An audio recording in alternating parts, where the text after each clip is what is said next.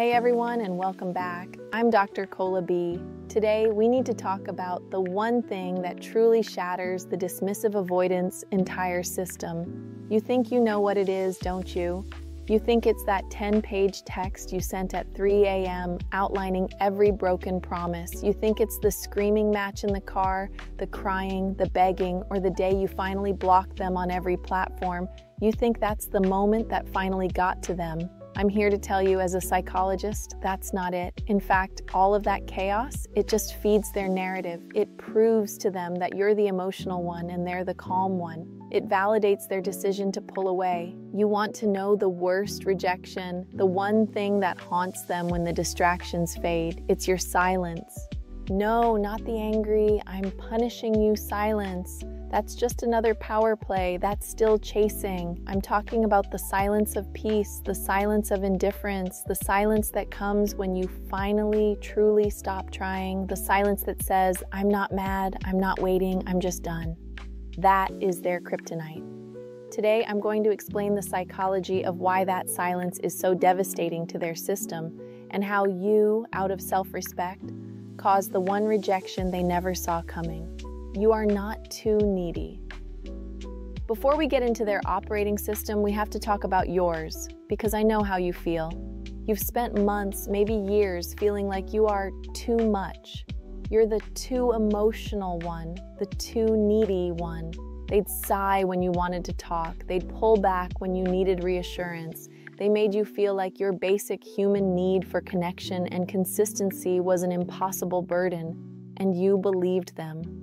I had a client, let's call her Sarah. She's a brilliant executive, but in her relationship, she felt like she was constantly begging for attention. She was the one always sending the good morning text, always planning the dates. And after 2 days of cold silence from him, she would be the one to break, sending, "Hey, are we okay?" He'd write back 6 hours later, "Yep, just busy." It made her feel crazy, desperate, needy. Now, I need you to hear this. You are not needy. You are not too much. You are trying to get water from a bone-dry well. You are asking for a normal, healthy amount of connection from someone who is incapable of giving it. That's not neediness. That's human. You are in a state of what I call emotional starvation. You've been living on breadcrumbs for so long that you've started to think they're a feast. Sarah told me once, "He brought me a coffee on a random Tuesday without me asking. I clung to that one coffee for 2 weeks as proof that he cared." That is emotional starvation. It's when the bare minimum feels like a massive victory.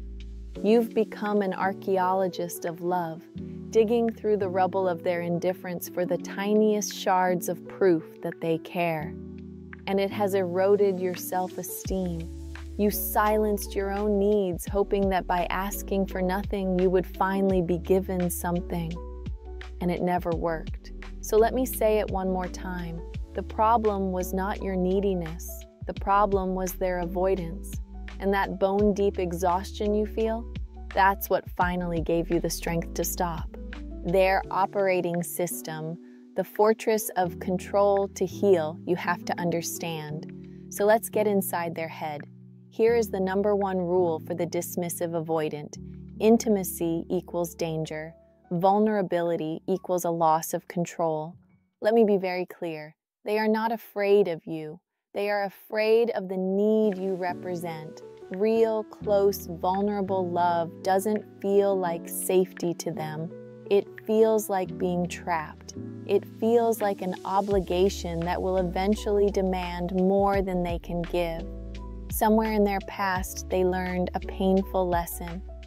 Relying on anyone is unsafe. The only person I can count on is myself. So they built a fortress, and their entire life strategy is based on one word: control. They control the pace, they control the distance, they control the affection. They keep you on an emotional diet, just enough to stay, never enough to feel secure. But here is the aha moment. For this whole system to work, they need you. They need you on the outside of the fortress knocking. You're chasing your anxiety, your "are we okay" texts. They serve two critical functions for the avoidant. It feeds their ego. It proves they are desirable and wanted, all without them having to do any of the vulnerable work of a real relationship. It proves they are in control. As long as you are the one wanting more, they have the power. You are predictable. Your anxiety, in a twisted way, is their safety blanket. It guarantees they will never be the one abandoned because you're the one doing all the work. This entire push-pull dynamic wasn't a relationship. It was a script where your role was the one who wants me until the day you stop knocking. The trauma dance, activation versus intimacy. Now we have to be radically honest with ourselves. Why did we keep knocking for so long? Because their distance triggered our deepest, most painful fear, the fear of abandonment. What you were in was not just love, it was a trauma dance. Here's how it works. They feel you get too close. Their fear of being suffocated is triggered, so they pull back. That distance instantly triggers your fear of abandonment. Your nervous system goes into code red. So what do?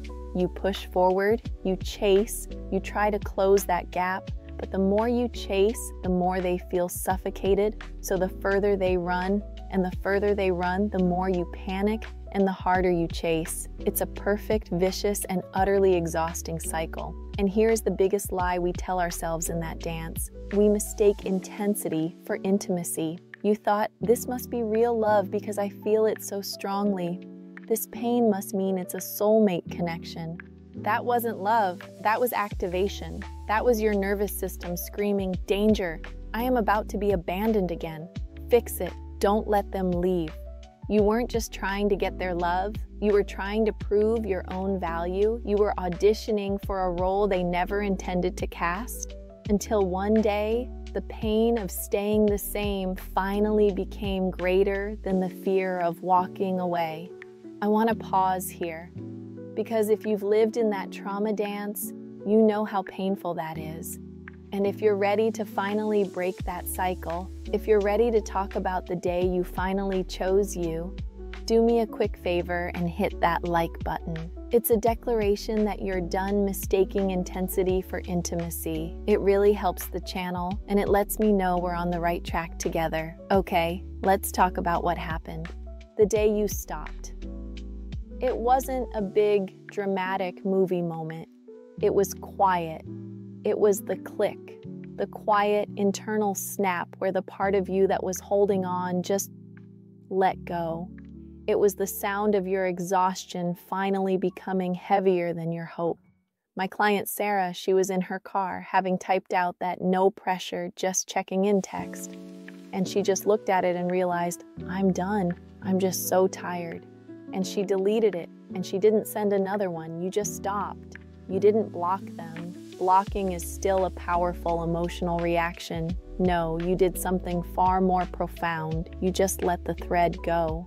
You started pouring all of that beautiful, powerful energy you had been blasting at their fortress wall back into yourself. You took that class, you called your friend, you went on with your life, and you weren't doing it as a strategy to get their attention. You were doing it because you were finally ready to give yourself your own attention. And in that new empty void where your knocking used to be, that's when their entire system begins to short circuit. What happens in their head?